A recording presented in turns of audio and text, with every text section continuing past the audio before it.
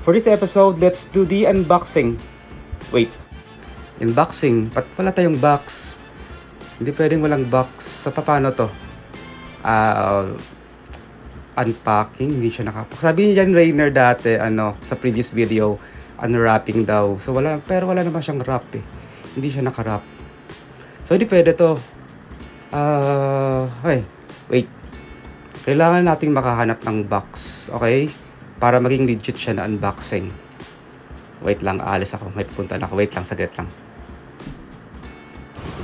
So, nasa Green Hills ako ngayon. Dito ako sa Green Hills.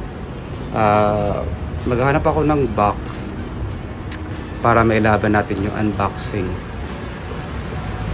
Kasi nga hindi pwedeng maging unboxing pag wala siyang box. So, pasok tayo sa National Bookstore. Puntahan natin yung National Bookstore. Doon tayo maghahanap ng box. Okay. Kaso, walang box na available. So, sa Unimart na lang. Okay. So, eto na. Meron tayong box. Eto na siya. Legit na siya na unboxing. Okay. So, eto na. Bubuksan na natin yung yung box. Ayan. Ganda ng box ko, diba? Hindi siya halatang DIY. Halata ba siya? So, ayan na. Okay na. Ito na yung laman ng box. Ayan. Okay, ito na siya. Diba? Ang ganda. Itabi natin yung box. So, ito na siya. Ano sa tingin yung brand? What do you think? Ano yung brand niya? Anyway, ano pala to? Cotton. Okay, buksan natin ito. Ay baliktad. Wait. Baliktad pala. Baliktad natin. Wait, ano ba? Ito na. Ayan. Uy. Ang ganda. Oh. Diba? Ang perfect niya, So, ano kaya ang brand to? Ayan. So, kita nyo na, Flag of All Nations. Ito yung, dating Global. Nag-rebrand sila. Flag of All Nations na yung nila. So, tingnan mo yung sun. Sobrang perfect niya. Tapos, yung bilog. Sobrang perfect din. At saka yung race niya. Tamang-tama. Kumbaga, siya. Tama yung proportion based sa specifications. Ayan. Yung header niya, sobrang siya, matibay. By the double layer na stitch. Tapos, yung distance ng grommet niya, tama lang siya. Yung distance from edge top. Kaso lang, napansin ko, medyo manipis yung grommet. Medyo manipis. Medyo siya manipis. Yun lang yung concern ko dito kasi baka matanggal.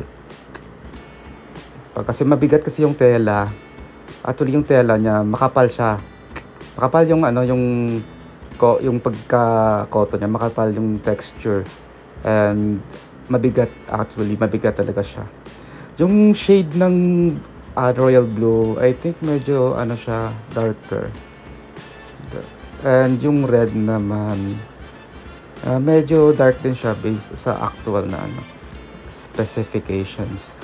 Ayan yung edge niya, dalawang layer yata yung niya, yung tahi. Para siya, matibay. So yun, wala siyang yung line, yung parang dugtong.